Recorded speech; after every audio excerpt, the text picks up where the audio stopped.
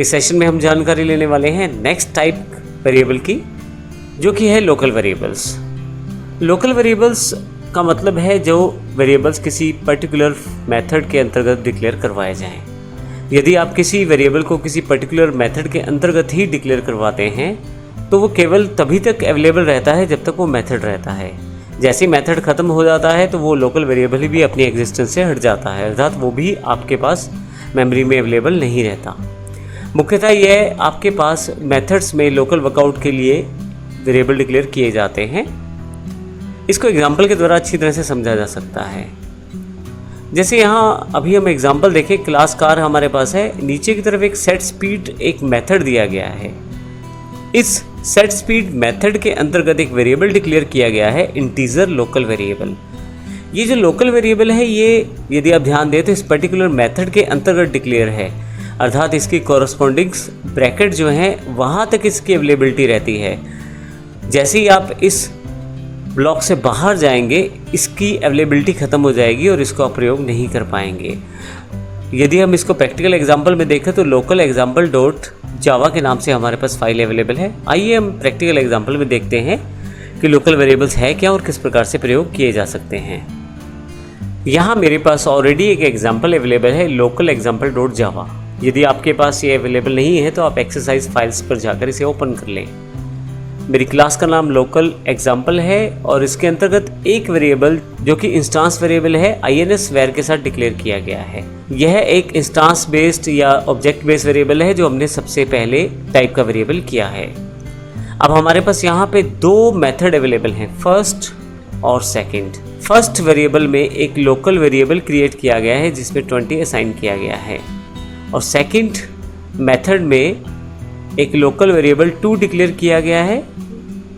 अब यहाँ इसका अर्थ ये हुआ कि हमारे पास 3 वेरिएबल हैं मुख्यतः। पहला वेरिएबल जो कि इंस्टांस बेस्ड वेरिएबल है या ऑब्जेक्ट बेस्ड वेरिएबल जो पूरी की पूरी क्लास में अवेलेबल रहने वाला है क्योंकि हमने इसको यहाँ डिक्लेयर किया है।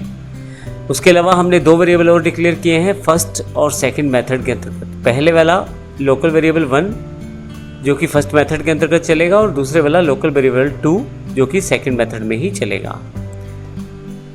इसके बाद हमने नीचे की तरफ आते हैं और void मेन में हम system.out.println के साथ एक हमने यहाँ ऑब्जेक्ट बना लिया है अपनी क्लास का v के नाम से और इसके द्वारा हम सबसे पहले इस वेरिएबल को कॉल करते हैं जो कि हमारे पास इंस्टांस बेस्ड वेरिएबल है।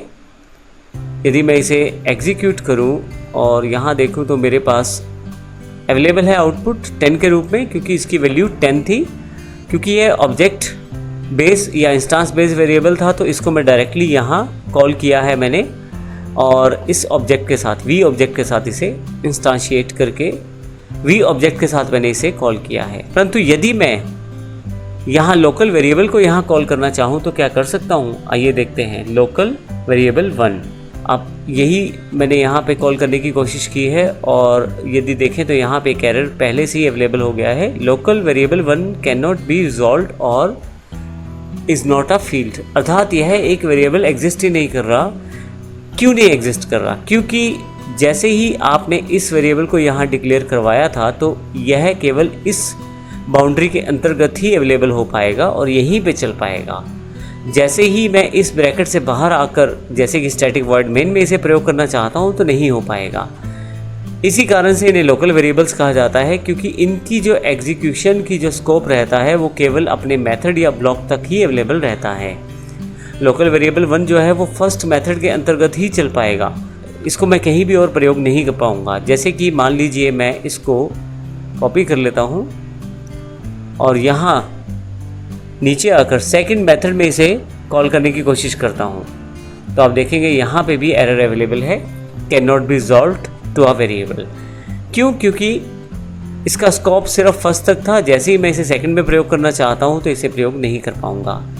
इसी तरह से मैं इसको नीचे मेन में भी प्रयोग नहीं कर पाऊंगा। तो ये सबसे इम्पोर्टेंट फैक्टर है, हमें ध्यान रखना होता है कि हम लोकल वेरिएबल को कहाँ तक प्रयोग कर पाएंगे।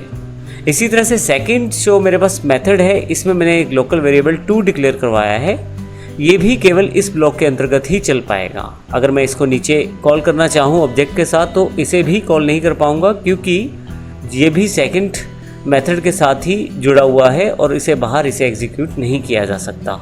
अब यहाँ पे सबसे इम्पोर्टेंट एक बात, जो हमारे पास इंस्टेंस बेस्ड वेरिएबल रहते हैं वो पूरी क्लास में कहीं भी आप उन्हें एग्जीक्यूट कर सकते हैं। जैसे हम यहाँ पे फर्स्ट मेथड में भी कॉल कर रहे हैं, सेकंड मेथड में भी और मेन मेथड में भी, जो कि स्टैटिक है, तो ऑब्जेक्ट के साथ इसे यहाँ पे कॉल किया जा रहा है। जबकि जो हमारे लोकल मेथड होते हैं वो केवल अपने ही ब्लॉक में या अपने ही मेथड के अंतर्गत चल पाते हैं।